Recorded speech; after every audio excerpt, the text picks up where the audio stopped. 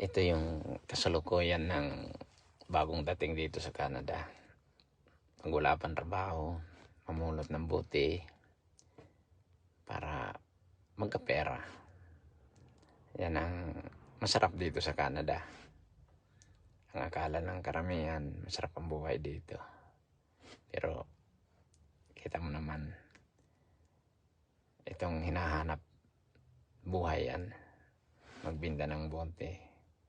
Kasi sayang, ang isang bote, 20 cents, 15 cents, ganyan.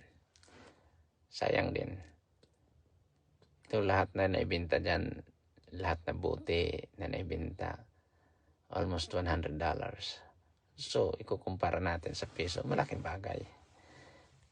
Kaya, sa mga baguhan dito sa Canada, huwag kayong mahiya mamulot ng bote. Dahil pagkakapirahan natin yan. Yan. Yung iba nahihiya. Pero ako, hindi ako nahihiya.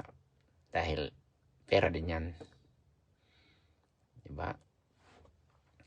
Yan. Salamat po. Thank you for watching, guys. Bye.